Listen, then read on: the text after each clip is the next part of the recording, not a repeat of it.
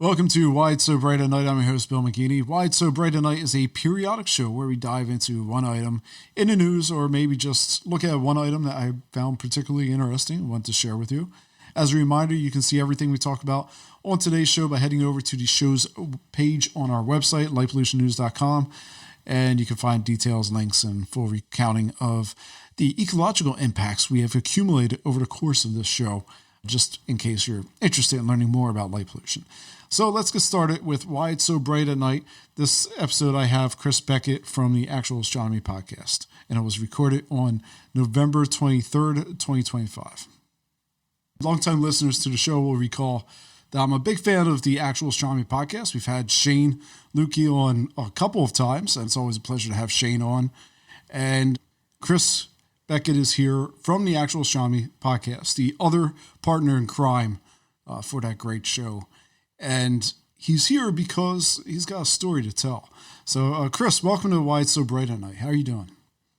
I'm doing very well, Bill. It's great to be here. I know Shane's enjoyed being on the show, I think more than once. I can't recall, but yeah, and I've listened to the show. Like, I haven't listened to every episode, but like many people, as I'm going through my podcast, you're one of the ones that I go through, and if something strikes my fancy, then I tune in and take a listen. So, but what kind of spurred me on to reach out was that I had this light. And I actually have an image here. I can share it if we have the technology here for me to share it. And this will set the context, because there are the common lights that we see that are too bright. And I'm in a valley here in Saskatchewan, which is typically a very dark place. And I look across the valley, and there's a body of water that's about 1 kilometer, and then there's about another kilometer of bush and trees and that. And so it's about 2 kilometers to the other side. And I've measured this out on Google Maps, so I'm not really guessing here. I know it's exactly 2.15 kilometers across. And there's some lights that can be too bright, and if a car's headlights are there for a while someone figures out where they're going, that certainly seems too bright. But if I can, I'll share this. Yeah, why don't you share it? And while you're sharing it, when you say a car's headlights is too bright, you're talking about like the light beam being able to kind of cast that wide glow across the sky, right? Yeah. Yep. And while you're doing that, the impetus for this was episode 374 of the Actual Astronomy Podcast, where you dropped a big bombshell regarding a neighbor's lighting installation near your observatory, out of all places, right? Out of all places. You'll have to help me understand this area around there and why it's so special, and then we'll get into it, I guess. So here we go. Here we go. I've got it now. Can you see now? Yeah, I can see it. Oof, look at that. So what's on the screen right now is you can actually see the camera lens glare. The camera lens has a little artifact that is in the bottom, right below in the middle of the image. And this is so bright, you can see the radiance of the actual lens. It's actually like a circular glow, and then you have the secondary halo behind it. Yeah. And this is going across water, I presume. Yeah. That's going across water. And then you have the trees. The trees, after it makes its way across water and between the light source and the camera, the trees are almost glowing. Those trees are illuminated by that light. Yeah. There are some other lights that are around. So there's the odd tree there that might have some light, but in one of the other photos, we had some trouble sharing this, and I won't get into it, but Mike took a photo of his shadow against the wall of my observatory, and it just looks like there's a car that's a short distance away from us. And this light, and you can see there are some other lights that are too bright. There's a lot of really bad lights. Yeah, man. It's those three, and those are the three in the front, you're saying. Yeah, sort of. There's like 3. The ones up on the hill aren't so bad, but and then there's 4 that are kind of a little bit further along, and they're bad too.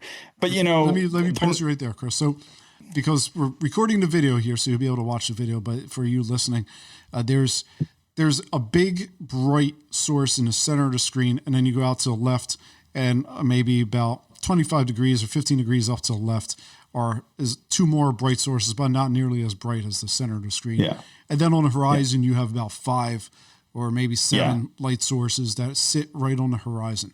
But this light source looks kind of akin to, if you've ever seen a sphere, when it comes to how bright that is compared to everything else around stuff in Vegas. This is kind of at that level.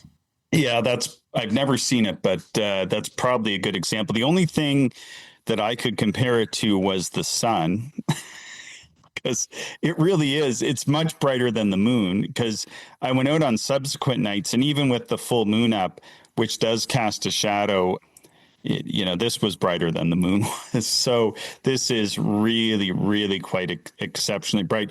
Those other lights that we're seeing, the ones on the top, those are full cutoffs. It's just that I'm below them.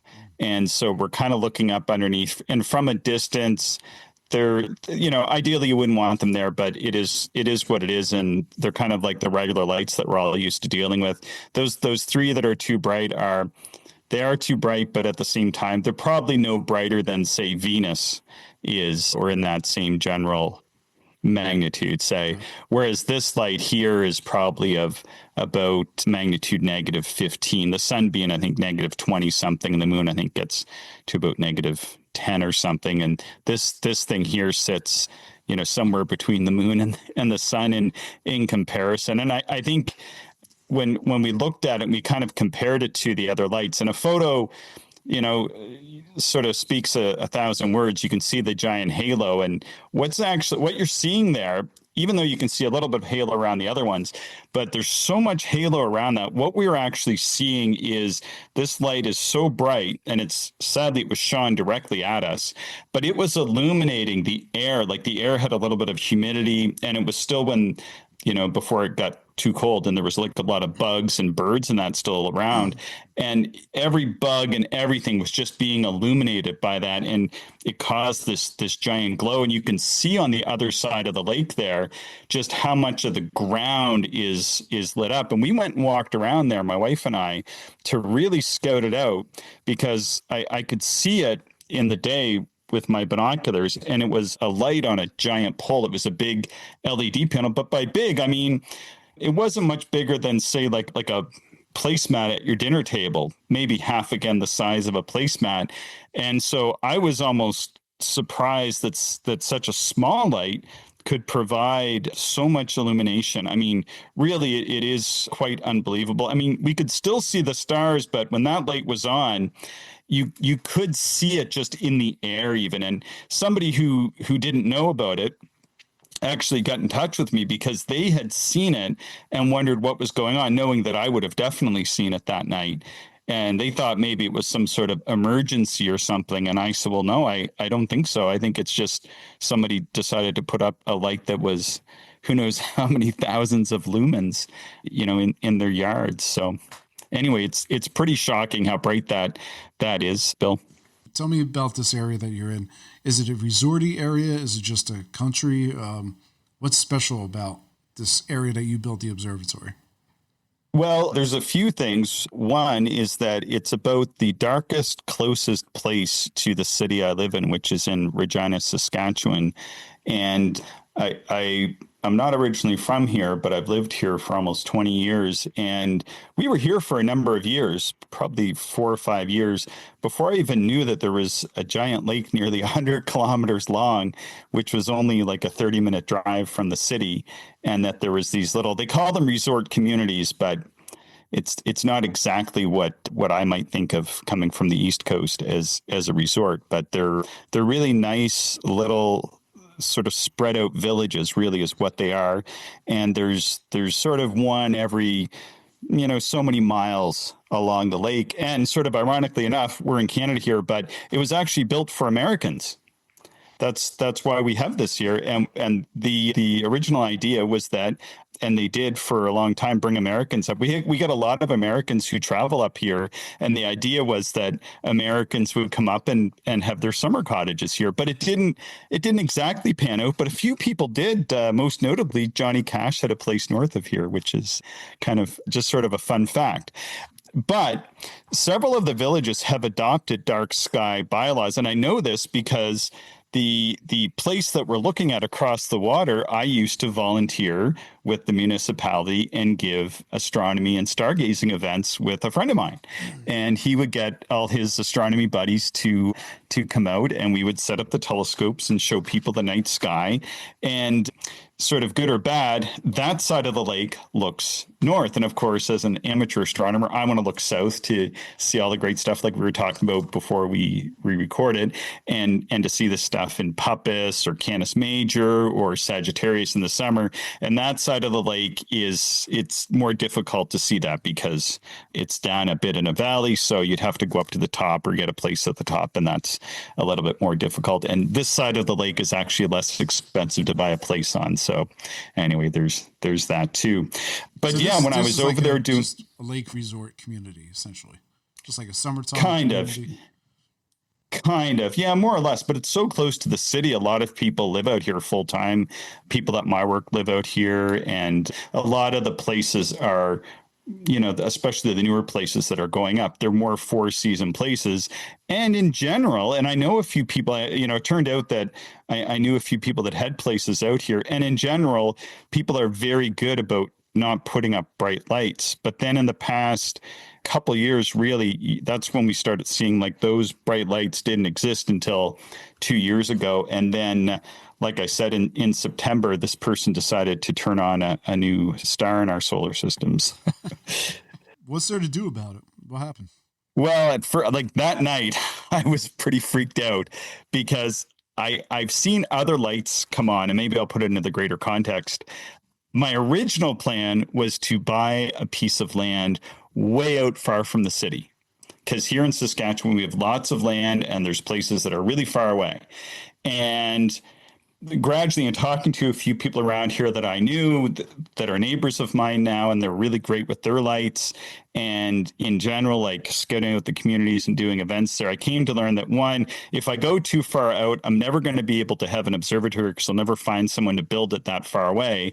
And two, I won't be able to use it that much because it's going to be too inconvenient to get to, like after work or on weekends. And it's just going to end up being something I end up using too intermittently. So I knew by coming into like communities like this that I would have the odd light that would come up. And certainly that's been the case. I've had a neighbor who put up a light that's too bright, and the neighbors were all great. I just like walked over and introduced myself and told them what I was doing and why I was going to ask him a very strange question about his light, and totally cool. Like people are generally really great about it. And so I felt pretty comfortable being out here, and so then decided to build this observatory. Just having finished it, literally my buddy Mike and I were out here, and on late September, that's when we saw this light come on. So that night was a scratch for us because we were so disheartened we didn't even want to observe. So the next thing I did was my buddy Rick Huziak, he's been involved in light pollution for a long time, and he's up in Saskatoon, which is a couple hours north of here. And I've known Rick probably about half my life now, even before I moved to Saskatchewan. But anyway, he knows a lot about, how to deal with these things. And so he said, hey, look, I'll go through their bylaws and that, and actually dig out that stuff on light pollution that they have in there. I knew they had some stuff, but up to that point, I wasn't too concerned. Everything up to this point seemed within like a realm of reason, and wasn't like a game changer such that you couldn't do astronomy. So that's where we started is Rick dug up the bylaws and then sent them to me with some advice. And then we kind of started moving forward from there. Did you have any communication with the owner of the property at all before, or at any point before this?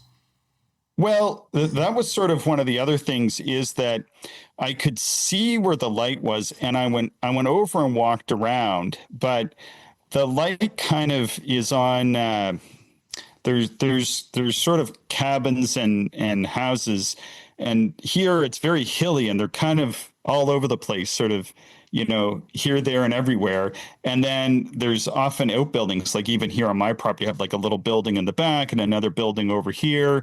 And it was kind of like that. It was sort of off to the side on their property or in between property. It was sort of just off the property line. So I couldn't actually determine where the light was sitting and whose property it was on. And so I went over, and took a bunch of photos in that. And then I had to go and actually sit down with, there's like GIS or one of those geophysical survey type government systems that you can go into. And I learned how to use that some time ago. And I went in and was able to figure out where that light was and where the property lines were. Because it's not always so straightforward out here. It's not like in a city where people have their fences and then, oh, it's in the fence on this property, you can figure it out. So I kind of had to do some triangulating to figure out whose property that light was on. And it was lighting up. It looked like it was originally intended to light up a lake. And I was actually able to go into Google Maps as I was trying to figure out where to go over there. And I sort of had ticked off a variety of things that I thought might be places for us to visit that could be where this light had popped up. And one of the things that I had noted was that somebody had an old pool and there was a pole, but it had a very like traditional, just like a little bulb on it kind of thing, nothing like what we saw. And I thought, well, I wonder if they changed that out. And so that was my top candidate. And of course, when we walked over there and we compared it to the 2023 or whatever it was, Google Maps, we could see in 2023 Google Maps, it was just an old timey rusty fixture. And then now in 2025, it was this, pretty medium sized LED panel. So, it was at least that new, in the past 18 months or so. So that was the light. And we walked all around the area and couldn't find any other LED panel on a giant pole. So that had to be it, right? So Chris, there was a fixture there before. There was a light fixture there. Yeah, historically there was. And I guess the new owner came in and it's like, all right, well, I need to modernize this or whatever, get this online. So what was the light fixtures pointing out at the water? Was there a dock? Was there anything special? Well, that's sort of the funny thing. And it's sort of a bit of a head scratch. I've kind of made up a few scenarios in my mind what they might have done or why they might have done it. One is that earlier in the spring, I noticed that down the lake, they were doing some work at a kids camp. And there was a very similar light for a few nights down there. And I actually had done astronomy outreach at the kids camp years ago. And so I was like, well, if it stays on for any period of time, I'll go and take a visit. But that light went off at the start of summer. So I was like, okay, they must have been doing some work, never came back on again. Part of me thought, well, maybe this person was connected to them somehow and they didn't want the light, or that work was done and they somehow got that light and decided to just install it there. And that perhaps when they first turned it on, it was so bright that they decided to tilt it up almost like at about a 80-degree angle and sadly straight at my observatory, because they weren't looking to get that much light. They were looking just to get incidental light. But it is pointed right at the lake, but there's no dock or anything. There's a staging area, but nothing like what you might think. I thought we'd get over there and somebody would have like a fancy boat or who knows what over there, but there wasn't anything of that nature, and it didn't really seem to be serving too much of a purpose other than just totally lighting up their yard. And it seemed like they had a few things in the yard, but it was very odd to see that they would have this light just kind of simply pointed out at the lake just to get sort of this incidental light from it. It's a very strange setup. Very odd. Yeah. Somehow, I'm curious. I want to learn more about what's going on here. So you looked everything up. You found the property lines and you went through the municipal bylaws. Now, what's the next step? You hadn't talked to the owner yet. No. Well, initially I thought that it was the property next door that had the light. And initially I thought maybe I would try chatting to them. And when I went over there, those folks weren't around, but the people whose light it ended up being on seemed to be around, but I couldn't sort of see or catch anybody. And I decided, well, I don't want to just start banging on people's doors. This is just I'm not in that community, and it's going to seem pretty far-fetched. Got to do a little bit more digging and research first. So I took a pile of photos from the area, and then I went back and reconvened with Rick and did that research to figure out where that line lay. And then what we did is we decided that instead of talking to that property owner, see, over here, if someone has a light on, I go chat with them, and they've been all really good. But this is like next level, where that even if that light wasn't pointed directly at us, that if there were some other lights that were that bright, it would just basically make the sky here look like downtown Philadelphia or Toronto, or like pick your favorite big city, right?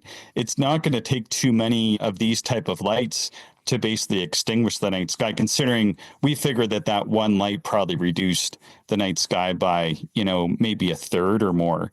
6 or 7 of those lights up and down the whole valley here would basically leave you with the moon and the bright planets and a few of the brighter stars and such. So what we decided to do was to write a letter to the municipal unit indicating where the light was and the problem with it. And so first thing I did, though, is you can put in a bylaw complaint, because if anybody's doing something that interferes somebody enjoying their property, and most municipalities have this bylaw, you can actually put in a complaint that says, well, I can't do what I normally do on my property because somebody is like, maybe you just like to sleep with the windows open and somebody's playing heavy metal music at 3 a.m. That would be like a common complaint they might hear. Less common might be something like this, where you can't enjoy looking at the stars because somebody's shining ridiculously bright lights all over the place. So that's kind of what we did first, is I put in the bylaw complaint and then spent several days drafting up a letter, which was a little bit more involved than I thought it might be, Bill, to be honest. Bylaw complaints, I'm not familiar with them, so I assume this is something more like kind of calling out your neighbor, like an ordinance issue. I guess 2 things there. First off, now you're known as the guy with the telescope that's calling out the neighbor. Yeah. And then second, you mentioned it was a little more formal. There's a little more detail that you had him put in there. What all was required? What did it require? Something that did it require like measurements and stuff, or was it more of, I don't know, what was in that requirement? Yeah, so what we ended up doing is going through all the bylaws with great detail, and then pulling out, they actually have stuff in there to do with lights and shining lights at night. And it specifically stated that the lights must be downward pointing, of which this light was almost purely horizontally pointing. And then as well, those lights need to be shielded in such a way so that it doesn't cause spillage of light onto any sort of adjacent properties or areas or regions. And so we end up drafting up something. I wrote like an introduction, sort of explaining who I was, what I was doing. One of the other things they had in there was initially talking about cultivating the region as something of a dark sky area for perhaps like alluding to like economic development activities. And whereas I actually not that I make really any money off this, but create a calendar for my astronomy society and do a whole pile of other astronomy activities. And certainly when we've run programming out here, typically, I don't recall that it was ever being charged for anything, but we get lots of people out to enjoy these events. But of course, if people start putting lights up like that, those sort of activities are just going to go away, sadly. It strikes me that you guys already had some things in your favor. You already had a basic idea of a lighting ordinance in place. Yeah. And you already had kind of a direction that, I guess, was it the county or just the community wanted to go in protecting dark skies? Yeah, the way it works, though, is we have these local municipal councils, and of course they change over time, but the bylaws tend more or less to stay consistent between these councils because it's very costly to change those. And at some point in time, they and the next community over had adopted the set for light pollution for a variety of reasons. One of them was that we were over there doing these sort of events, so they thought that was a great thing and wanted to make sure such things could continue into the future. So just carrying on real quick, what we ended up doing was sending that letter off, and I had called my municipality before sending it, and I sort of wondered if that was even necessary. Way back in the day, I had some contact with these kind of municipalities, and And sometimes you don't want to wade into something or there's something else going on. And I thought, well, just even to give my municipality a heads up might be a smart thing to do. And it turned out it was, because they actually detailed out what else I should put in that letter to help my cause. And so I kind of then end up going back and rewriting it, basically describing like the sort of more like the technical impact of it and exactly, what I had. So I hadn't really described so much as having an observatory or being an amateur astronomer, just that there was this light and it was interfering with my enjoyment of the night sky. And then I ended up putting in all the details about, having constructed astronomical observatory and that this light basically was nullifying its use. And that was a pretty major problem, right? So like it can be helpful to kind of be like very specific like that is what it boils down to. Yeah. Well, it helps to have some basis for it too. You can't do this in areas that don't have a basis for any kind of lighting controls. So. Yeah. So then I end up letting it sit, and there's these municipal meetings they tend to have on about a monthly basis, but you have to submit application to speak at them so many days before, and that day was coming or whatever, and I decided, gee, well, I should reach out to them again because I haven't heard back, and so I did, asking if I would be welcome to speak on this issue, and they simply replied and said it wasn't necessary because they were going to deliver cease and desist to the individual who had this light. And so I was like, well, that's great. And then they did ask me at the time how I pause you there for a second. So they agreed with what you sent in. They went yes. They reviewed everything, and yes. they said, you know what? They do it? I guess they went on site and they did an on site visit. Yes, so that's what they did, is they ended up going on site to do a visit. Now that light hadn't been running since, or not that we'd seen, but it did run that night, and certainly a light that's that bright and the damage it could do to the environment. Well, just sort of as an aside, and the damage and Rick and others, to the human eye. Well, yeah, I mean, not only that, but there's a few things that I found out pretty quick, is that pointing a light that bright at a lake is generally a bad idea. It can do a whole host of weird and wacky things. We could see like birds flying around it. It was really terrible. Insects. But then strictly from a lake perspective, what can happen, I guess, if it's left on long enough, is the algae continues to flourish at night. And we've been having a lot of trouble with algae in this lake, as many lakes do, as temperatures have risen. And that community was actually under a boil water advisory at this time because of this. And it's like, well, shoot, I really want to put this in, but Rick said no. It can have all these other spin-offs. Anyway, sort of back on track. Well, Chris, I think those are really important ones that. Yeah. And unfortunately, you weren't able to put it in, because I'd be curious to see the reaction from the government officials on that. But I mean, the ecology piece is probably the most impactful part that everyone overlooks when they talk about the nuisance of light, or the actual how light trespass, impedes upon, their space, or anything that from a human's perspective, we always seem to forget exactly what you're talking about right there. Yeah, I mean, it's a funny thing because, like personally, I often think of, well, anybody's opinion on any of this stuff, the astronomy is going to be sort of tertiary, and the primary concern might be, well, if the lake fills up full of algae and, people can't use the water out of it or swim in it, or they can't go fishing in it. Like these are sort of the hierarchy of concerns that people are going to have, where astronomy might be, way off the bottom of the list somewhere. But I was told, probably rightfully so, just to sort of focus on my own sort of personal complaint with it. But it is pretty concerning. Like I showed it to one of my neighbors who's not really that interested in astronomy, but kind of gets it and is always very good with their lights. They were kind of giving me a hard time, just like jokingly about it, when I ran into them one day. And so I said, yeah, well, like take a look at the photo. And they were they're an engineer, and they said, no, like people can't have a light like that.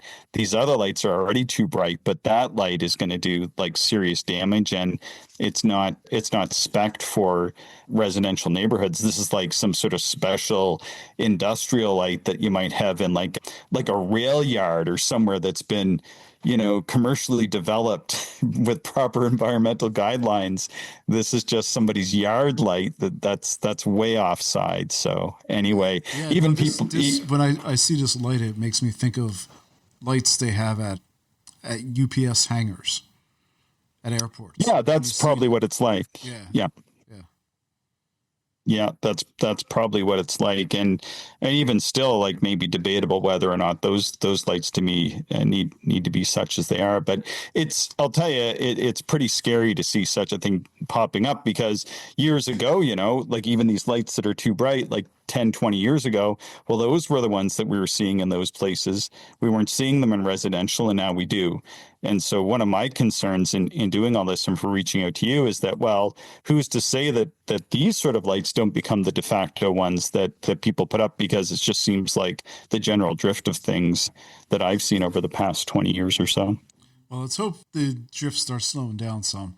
I think there is Mm, you bring up a good point. There is definitely an issue where it comes to individuals who have concerns about their property at night per se.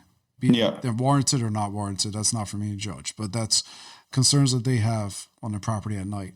And we just had a article. I didn't cover this in the December slate of shows because I just couldn't fit it in. But we had a piece that came out for a place called Raritan, New Jersey, which sits in central New Jersey, and it's close to Rutgers University for you at home if you're familiar with New Jersey. And they passed a ordinance, a very lightweight lighting ordinance that essentially tried to cut down on light trespass. And it was very Hmm. smart and it was very lightweight, saying, Nice. so you just the light can't hit the street. The light has to be aimed down. Hmm. It has to be a motion sensor, and it should you should be using warmer light. But that's it. It wasn't really anything overly technical Hmm. or overly heavyweight.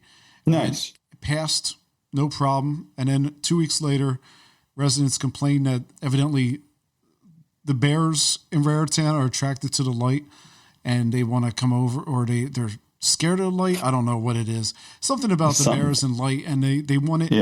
wanted the lights back on. So they didn't want. They thought this was too much of a burden to put on the Yeah. residents, and Raritan held back, and they essentially tabled the ordinance that it's on the books, but they're not going to do anything with it. So Yeah. what Huh. you're saying, I think, is very true. Like, where do we go with this, and what the future holds? Hopefully, we don't get to a point where we all have lighting used for runways in our backyard. Mm, yeah. That'll be a little terrifying. I hope that's not the case. Yeah. So, was there any long term resolution, or was there any resolution in that, say, you've seen maybe the neighbor change the fixture, or if you even understood what the goal of the fixture was? No, well, they did. Strangely enough, they did. I asked if they would get back to me, and they didn't really say they would. They more seemed to indicate they probably wouldn't. And then one of the things, and I think I mentioned this already, was they had asked sort of how I determined where the light was. And what's interesting about that is when they called me back, they were even more fixated on that. Which kind of surprised me, and sort of as gently as I could, I kind of said, well, somebody put up a light almost as bright as the sun. It's pretty easy to figure out where that is. Like we could generally kind of see where it was. And then such a light is so bright that, you kind of know what you're looking for when you go looking for it. And of course, I've got a whole variety of high power instruments I can decide to point over there. But yeah, just a regular pair of binoculars. And I was like, well, yeah, there's a giant pole with a giant LED panel on it. There's the light, right? That's it. And which is kind of what it seemed like at night, because we could even kind of see that pole illuminated. So it came back that almost like surprised that I had seen their light, because the light apparently was now disconnected and would never be on again. And so I thought that was kind of funny. And thinking back to what my neighbors said makes me believe that maybe they had gotten that light from some sort of industrial complex and knew that it was offside, but thought maybe they would just put it up and use it as they saw fit anyway from time to time. And also really, they mostly seemed concerned that I had been able to very quickly figure out where they were, walk around the property, take photos, because I included all that in my documentation to them. And I think in general, it was my activities doing that that freaked them out most of all, because in fact, now when I look over, there's like a dark spot over there. There's no lights on at night. And I think that they sort of inadvertently got a message, which I had originally included in my letter that I took out, which is, if you do want to protect your property or possessions, like putting up a giant spotlight on them is going to attract attention. Now, I'm just an amateur astronomer and, not a bad actor, but there are bad actors out there. And certainly if it caught my attention, and it did catch my neighbor's attention who got in touch with me, well, there might be other people who aren't going to be like, hey, maybe turn that light off. It's interfering with my astronomy. They might be like, I wonder what's over there, and yeah, exactly. Like for maybe like you said, your first question was, did they have a fancy boat or something? And it's like, that's what my thought would be. Exactly. And who knows, maybe there is. I didn't see anything over there and not indicating as much, but maybe they did have something, and maybe I just didn't really clue into it, because that's not my purpose in any of this, right? I don't think your hunch is wrong on that. When I see lighting, I always think people are afraid of something. And when they have lighting, there's a reason they're afraid of something. And if you go follow that logical path, my first thought would be, there's going to be a nice boat. There's going to be a dock there. They want to light it up because they think for some reason lighting deters. I've never understood this logic that lighting deters anything. If you watch any of the cameras here in the city, like the home cameras people have, you see people like stealing cars and stuff. It's under a street light. It's not, they have lights. So you have people walking up to people's house and stealing stuff, and the lights are all on. It's not like they're doing this. The issue tends to be a critical mass of humans. That seems to be more likely. I guess following up on this, Chris, real fast, I've never understood why people don't simply opt for cameras. So cameras have the ability to be able to see faces, target faces, and of course people, a lot of times they know this and they'll cover up their face, but it also has the ability to alarm you. Like you'll get notifications on your phone or something. So I guess, do you see, you talk to people in your neighborhood and whatnot, if they are worried about safety, if they're worried about someone, doing something that they're just, for whatever reason, they have their reasons that they're worried about safety. Yeah. Have you ever suggested cameras to them, and have you ever seen like what their feedback is on that? So I never have, but funny you should say it. My next door neighbor, that's how they operate. And which is amazing, because and I studied public policy in school, and this was always the bane of many of my classes. They would list light at night as this public good, and that if the light spills onto your yard, it's great because it's extra security for you. And I'm like, but it doesn't work that way. But they're like, it's just an example, Chris, shut up, But my next door neighbor here, that's exactly what they have. And they have a few lights. And if certain events occur, and he's been tweaking it over the past year or so, and it's actually working perfectly now. If something like the size of a person or a car goes onto their property, the lights come on and the cameras come on too. But in general, I think the cameras do run quite a bit. And because he's, kind of told me he sees lots of, rabbits and deer and that going by, and the deer certainly go by and trigger them up. But I love it because, I do know when the deer are around, because those lights can come on from time to time. Usually about dawn and dusk, those lights will come on for a few minutes. They don't really interfere. Ideally, there would never be any light. But, I'll take a light that's on 5 to 15 minutes a night. When the property thinks that there's maybe somebody who is prowling around, that's ideal. And I wish more people would do that. But like in general, the light, as you said, doesn't deter people from doing these activities. I mean, I remember when I lived in Ontario, there was a building that went up, and they lit it up all night, and they had lights on inside and outside. A company moved in, and somebody went in and stole all their computers one night, but nobody would have ever known because they saw people in there, all the lights on, just like normal. Who'd have thunk it, right? And so it just doesn't doesn't clue in that having those lights on does absolutely nothing to deter people. I mean, and the other thing, like, listening to people who build observatories and the security concerns with that, Do they Richard put big Berry, lights around who's them? no, typically not. But but but in general, like, we live in this weird age where there's so many different technologies and everything, not just light. But if somebody wants to break into a place, I mean, holy smokes, you can get, and my builder bought one, you can get a battery powered circular saw that will cut through anything.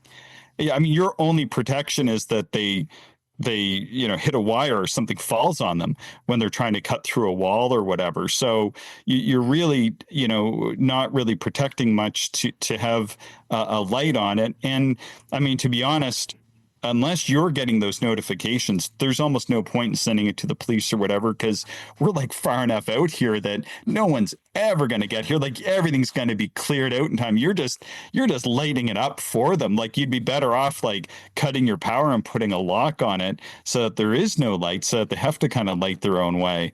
But throwing lights on stuff like folks do. Yeah, The way, the only Chris, light that's Chris, real fast on that. That's back when they used to have this big catalytic converter theft issue. I remember seeing that on one of these videos under a street light, with the guy walking around with he slips under there with his little circular saw or whatever, some kind of small saw, like you get a DeWalt small handheld saw, and just powered it up, and that's how he was doing it. So we've seen that, and also in the cameras thing, you don't need light for cameras. Cameras are so good today that I have a camera here that's phenomenal without light. Yeah. Now, maybe for some of the more nuanced things, you might want to have some of that light, but at the end of the day, just for routine surveillance, it's going to alert you. It's going to tell you, when you have things. We always have the, when like you said, there's deer walking around, it will go off, right? Yeah. And you can look and be like, oh, that's a deer. Yeah. Right. Not using it. Yeah.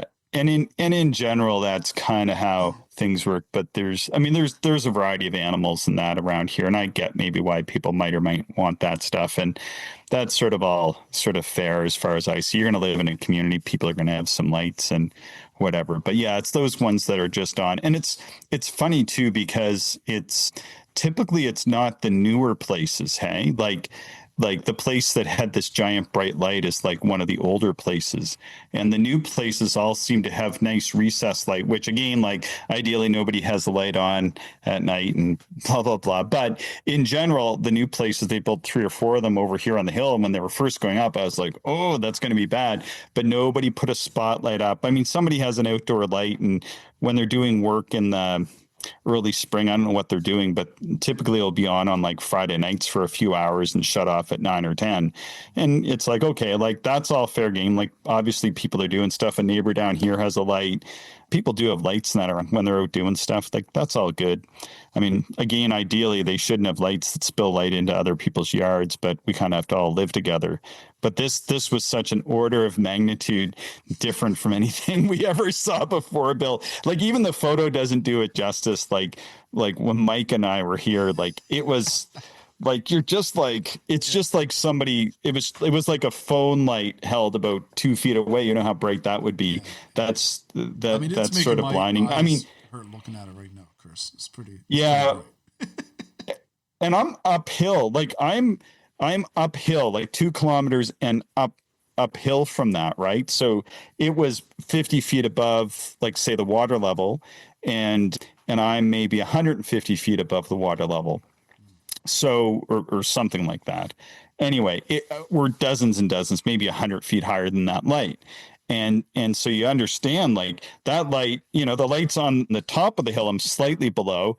So I'm kind of looking up at those, but this light is not pointed anywhere near the ground. It's pointed up more than it's pointed down, because it's making its way all the way up to me. Really, really disappointing to see.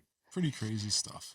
Yeah, it is. But it kind of shows that you can do something about these, because while the person indicated that the light was now off and disconnected and showed surprise that I'd ever even seen it, great. But now this kind of locks it in that hopefully that light just doesn't come on anymore. And certainly they're in violation of not just that bylaw, but others. And then as well, like raising it to the attention of that municipal council, because and to be honest, it wasn't the council that took action, and maybe I should have stressed that. It's actually the folks who work in the municipal office, like our public employees, that actually were the ones that took care of this, not the council with the council's knowledge, but it's the actual hardworking folks on the ground that go into the office and work every day. They're the ones who actually did the work on this. Yes. First, I would say if we translate over to American terms, I think that'll be the code enforcement team. Or usually it's just one person. Okay. Code enforcement. You would call code enforcement and have, describe the tale to them. It'll be essentially a bureaucratic job, right? Yeah. Yeah. Here we have what's called bylaw enforcement, but they take direction from a municipal administrator in this sort of instance. So there's somebody who does the administration of the policy and gives the direction to the bylaw enforcement officer, who will go out and do a preliminary investigation, report back, and then determine the office would determine what future action is, perhaps with consultation with council. But it almost seemed like it really was our folks who actually work in the office on a day-to-day basis, essentially just doing a good job that helped take care of this. Well, this has been a great story, a great tale, great success. Congratulations, Chris, on actually being able to have score a win. Thank you. I wish I had more stories where people were scoring wins. Some people get there, they get close. But it's been a challenge, and this is great to hear. And I know people are going to like to listen to it. And you've inspired people also to, really dig deep and just keep working on it, right? Just keep working on getting those solutions. So I want to thank you, Chris Beckett of the Actual Astronomy Podcast. Hope you guys at home have enjoyed the show. If you want to learn more about the Actual Astronomy Podcast, where can folks learn more about the show? Yeah, you can just Google it up, or go to your favorite podcatching software and just go just type in Actual Astronomy Podcast, and you should find it pretty quick. Excellent. As a reminder, you can find today's links and pictures over at the show's website on lightpollutionnews.com. If you have any questions or thoughts and you have a number of avenues to reach out to us, you can reach out to me, Bill, at lightpollutionnews.com. You can text us via the show link, the link in the show notes. There's actually a text button in there, and you can also find us on social media, Instagram, LinkedIn, Facebook, TikTok, and more. And you can listen to the show, of course, wherever you find your podcast. I think I made it through that, not too well, but I think I did. Thank you once more. Thank you at home once more for listening. And thank you, Chris, for joining me. I'm your host, Bill McGeaney, reminding you to only shine the light where it's needed.